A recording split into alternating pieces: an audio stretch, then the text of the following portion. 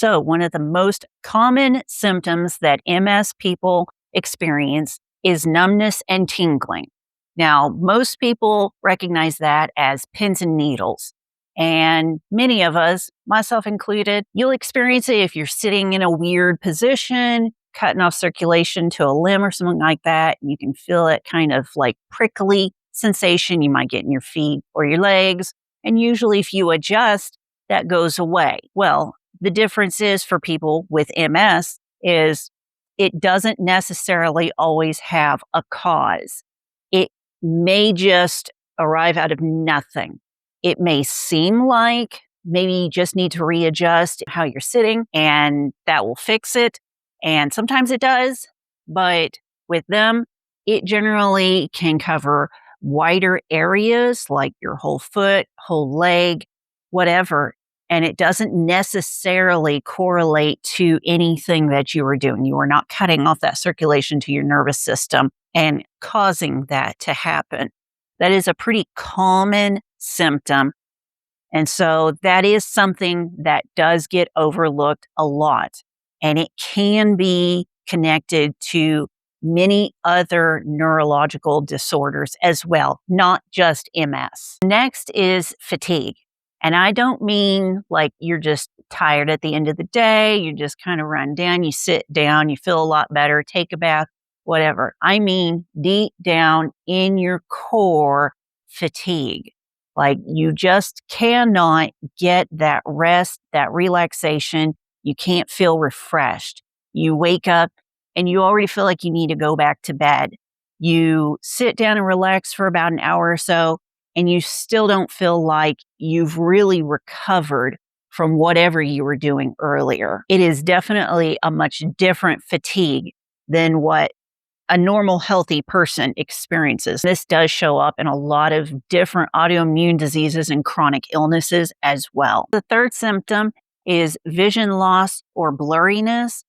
With MS, you can get something that's called optic neuritis, and it is essentially lesions on the optic nerve. You can also get pain along with that, and usually it's associated with having difficulty with vision in one eye more than the other. Just because you have bad vision doesn't necessarily mean you have MS. You may just need a different prescription of glasses or contacts or something like that. Again, go get your eyes checked. That's always just a great thing to go and have done, especially if it is something as small as just needing a new pair of glasses. Our fourth symptom is dramatic mood changes or even depression. You can have drastic mood swings, and we all know that anybody can experience mood swings. These are not really any different than any other mood swings or depression that you can experience. And a lot of different things can bring that on, like stress, hormones, even if it's just winter and you're just kind of feeling down because you're not getting that sunlight that you need. Our fifth symptom is brain fog. If you feel like you're having trouble focusing, remembering things, or you're just having a really slow recall on memories or just slow thinking, you just cannot get to that problem solving quick enough. You've noticed that your brain process is maybe a little bit on the slow side. A lot of people experience this with stress, fatigue, even just aging. So our sixth symptom is walking and balancing issues. I'm sure you've seen people who do have MS where they really struggle with leg weakness and just difficulties with walking. They can have what's called foot drop, where their foot just does not want to stay up and they tend to drag their toes on the ground. And while they're walking, they can experience kind of muscle spasms. So it's less like their leg is just dead weight and they can't move it, and more like there's some intermittent signals getting to their leg, but it's just not quite firing the way it should. So when they're walking, it might look kind of jerky, their leg movements. That can present in so many different things that it can be overlooked. It can be seen as something else misdiagnosed. And number 7 is dizziness. You can kind of experience this dizzy, vertigo kind of sensation, and how that's different from, say, someone who just stands up really fast and then they get that head rush is you can just be sitting, doing absolutely nothing, just watching a show on your phone or something. And then all of a sudden, it's as though someone just dropped you or you stood up really fast and your head is spinning. You feel like the whole world is spinning and you almost feel like you're going to fall out of your chair. That is one of the symptoms that is, in my husband's opinion, is one that he really hates because he'll just be walking, he'll just be doing some random thing, eating dinner or something, and it just feels like he is just going to fall over. He is just on a roller coaster ride. It's spinning him and he's about to just go slamming into the wall or into the floor or something like that. It knocks him for a loop because it's not a just kind of builds up and now I'm dizzy. It's all of a sudden like when you're in a car wreck and it flings you forward when you hit into something and you just feel that pull. It's like that. He all of a sudden is just like, whoa, and he just about falls over with it sometimes. It doesn't happen as often, but it is very jarring when that happens. Now, these symptoms do not necessarily mean MS. Many of these, even when you have a few of them, can be something else, and they can be misdiagnosed as MS, or it can be misdiagnosed as something else. And so that is why it is so important to go to that doctor. And if you don't feel like that diagnosis is correct, let them know. And if they are not willing to listen, don't just accept that. Go find a doctor, go somewhere else to someone who is willing to listen. My husband lucked out. And when he first started finding out that some of his hormones were off and he needed things like MRIs and CAT scans and everything, the doctors were very willing to sit down, listen to even his smallest little complaints that his body was doing, that he just chalked it up to aging or the fact that he worked a manual labor job. He thought that his leg weakness was just because he works in a factory and he used to be in the military for almost 12 years. And so he's always had these tough jobs that always left him tired, fatigued, his muscles were sore. And so that is one of those things that he definitely overlooked really badly because it could be attributed to something else.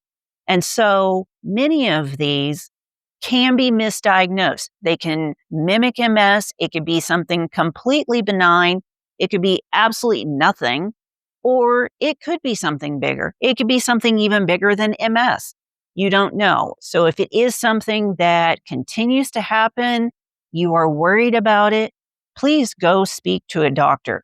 Go see if there is something going on. Start with that general practitioner.